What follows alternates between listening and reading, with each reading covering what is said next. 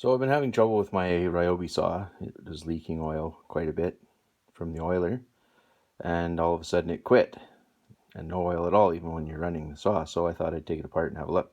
So I checked here, and this seems okay. This is where the oil comes out, this little hole here, and it fills this groove to oil the chain, and it seems like it's clear. There's a little bit of oil gathering in there still.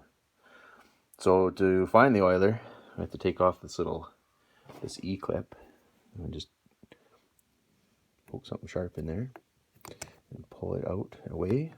You gotta be careful because it'll go shooting off if you don't do it properly. It's hard to do with one hand. There we go. So take that off. And this comes off.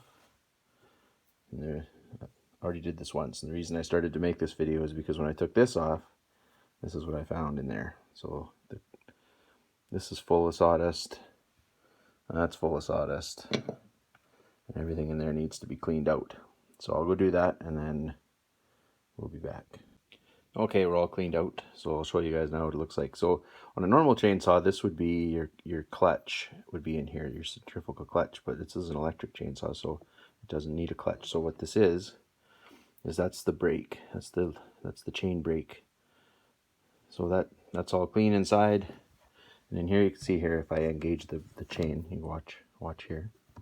It pulls that band and it would grab onto this thing here and stops your chain. So anyway, we want that open. So there we go. Here's the oiler now. Pretty standard chainsaw oiler. Oil comes in down here. Oh, sorry, down there. And goes out here and up into this groove here. And this is what drives it here. This is just a worm gear. So you take that off and you have a look. It's just a bunch of threads, and they look in good shape. And I've used this saw now for 3 years to cut all my firewood on the homestead here. So, I mean, this is in really good shape considering that I cut about, I would say, 8 to 10 cords a year of firewood. So that's in good shape. And down in there, if we have a look, I don't know, there it is. There's the gear right there for the oiler. So that turns one tooth of that for every rotation of the saw, and it pumps oil. And there's the adjustment screw on this side here. It's pretty standard. That's what you'd find on a gas chainsaw too. If you look in there, you can see the bearing on the end of the electric motor. We'll put that back together. There we go. Now if I turn this, it should pump a tiny bit of oil out.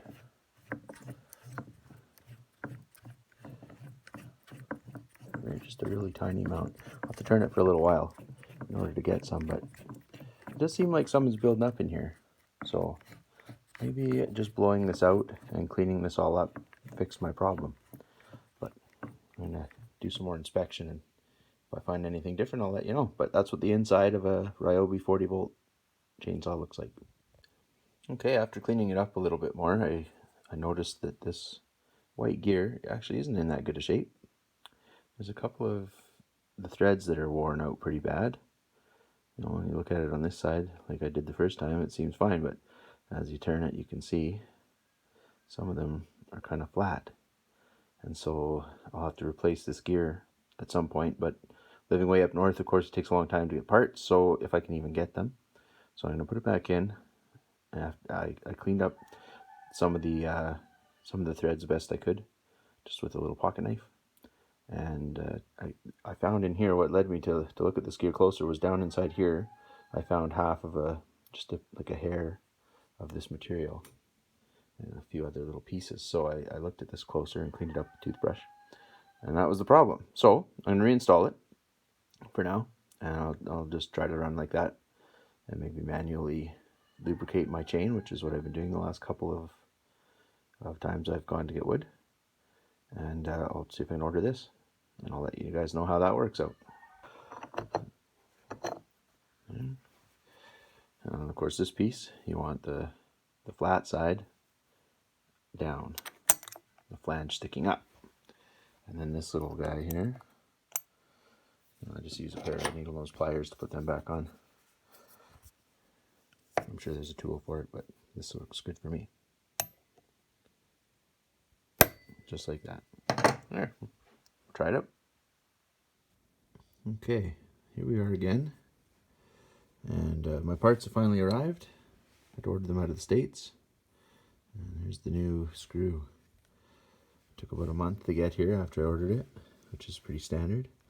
And I just wanted to make sure that this works, so I'm just going to run this gear, and we're going to watch for some oil coming out.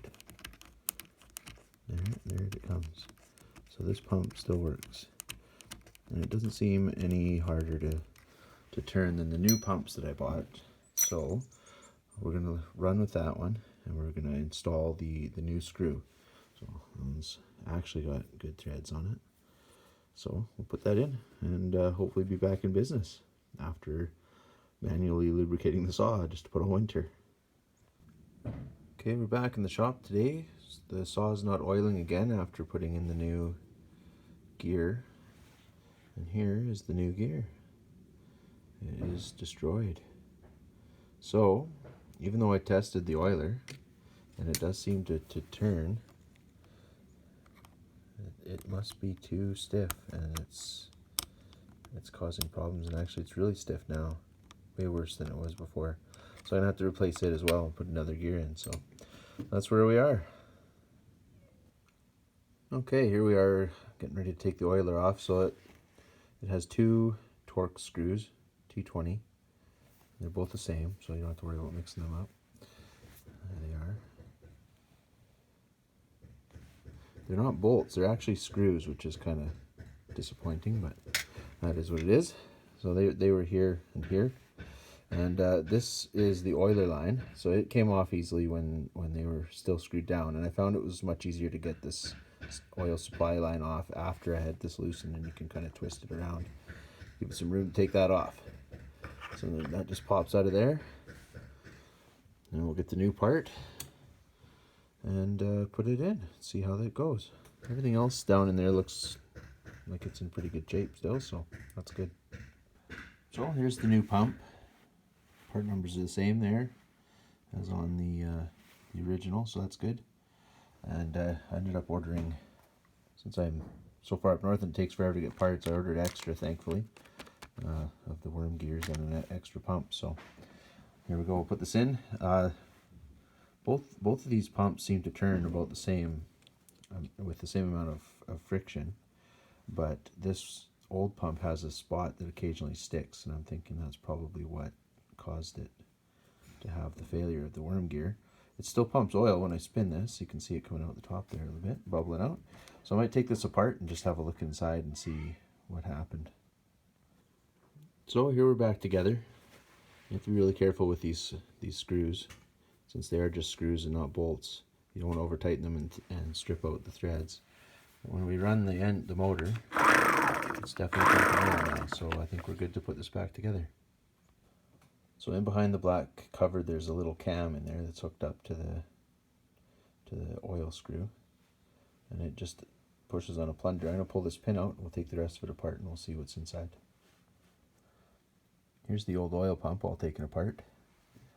It seems like it's actually pretty well made. There's quite a bit of grease inside, so it seems like it's a quality piece. So you can see here's the worm gear. And here's the adjuster. There's the little cam that moves back and forth as you adjust the screw for how much oil you want. And that pushes on the end of this thing here. You can see there is it's offset so that this moves in and out as the saw turns to pump the oil. Now when I took this apart, I found a whole bunch of this crud in here. And I think that's probably what was causing it to bind. So I'm going to clean this one up, and I'll keep it as a spare. It seems like everything's in good shape. There's no wear on the surfaces. It's all pretty clean. So it should be good to go for a backup.